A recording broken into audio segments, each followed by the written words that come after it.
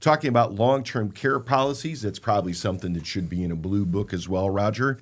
Samir asks, I've got LTC policies for my wife and I several years ago after my mom was diagnosed with dementia and had to go into a care facility. The premium has more than doubled. How do I evaluate if the potential benefit from the policy will outweigh the amount that we're paying in premiums, or do we have other options? So, Roger, what do you say to an insurance valuator like Samir here? First thing, nobody's forgot they have long-term care because the premium goes up about every year. But in all seriousness, Samir, I apologize, should evaluate his current policy benefits. First, determine if it's still in line with what his goals and priorities are. And then also ask himself, what is the long-term care protecting? Because ultimately that's why we're buying long-term care, is to transfer risk of spending our assets to protect those in the case that we go to a care facility. Okay.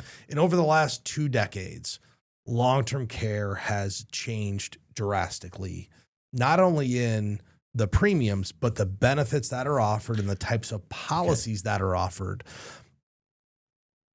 Not only the benefits, but also the quality of company. And I think it's important to understand what quality of company means. All insurance companies are graded, just like a report card. A's are better than B's, B's are better than C's. If you have lower than a C, you're probably on academic probation.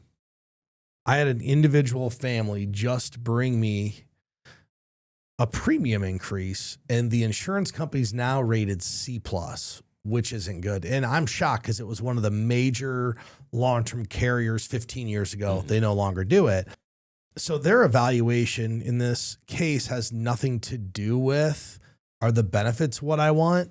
It's more an evaluation, will this company be around to pay the benefits when I need it? A couple of ways we talk to people about dealing with long-term care. First, there's 3 ways, really 4. One, you could ignore there's a problem, which is really what the vast majority of people do. And it's probably not the most mature way to deal with it, but that's what most people do. The second way to take care of long-term care is you can go on to Title 19. You spend down your assets to basically zero, then the state pays for you. And for a lot of people, that is likely the best option. 3, you can self-insure. So what does that mean?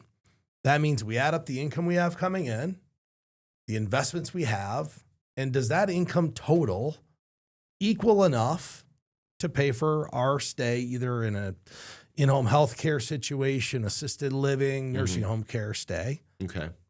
If it's not, then you look to transfer risk to the insurance company and you would buy an insurance policy. And the policies have changed. It used to be when you bought long-term care, you went out and bought a daily or monthly benefit for a number of years with an inflation rider. And if you use the benefit, great. But if you didn't use it, you lose all the money you put in. And the industry has changed. Most of the offerings now are a hybrid of a life insurance long-term care or annuity long-term care. So now it's use it or use it versus use it or lose it. So if you have a situation where you have a company that was maybe best in class, then all of a sudden now there's a C+, you say, okay, I'm not going to put money in there because it might be a rat hole. Do you lose all that you put in there before? Depends on the policy. Okay. First, if it's a traditional long-term care, it's not building cash value. There's no value to it other than the non-forfeiture benefit, which is typically a paid-up amount that you could take. Okay. And I would caution people on switching long-term care policies that you've had for 10, 15, 20 years, because ultimately a lot of the benefits that were offered are no longer offered today or even available. Okay. And I understand premiums are going up, but that's part of the analysis as to why do we have this long-term care? And then does it make sense for us to keep going on down this path? Yeah. Makes sense to get in touch with professionals at Premier Investments in Wealth Management if long-term care is one of those things. It can be one of the more complicated portions of everything that you do. So get in touch with the professionals at Premier Investments in Wealth Management at premieriwm.com. schedule that meeting with them. You can do it online, or you can do it by phone at 800-383-6590. That's 800-383-6590. While you're at that website at premieriwm.com, they've got lots of investor guides that are out there as well that are very important for you to take a look at. You don't have to download all of them and just consume them all at once. You can just take them a little bite at a time. Securities and advisory services offered through LPL Financial, a registered investment advisor, member FINRA SIPC. The opinions voiced in this show are for general information purposes only and are not intended to provide specific advice or recommendations for any individual. To determine which investments may be appropriate for you, consult with your attorney, accountant, and financial or tax advisor prior to investing.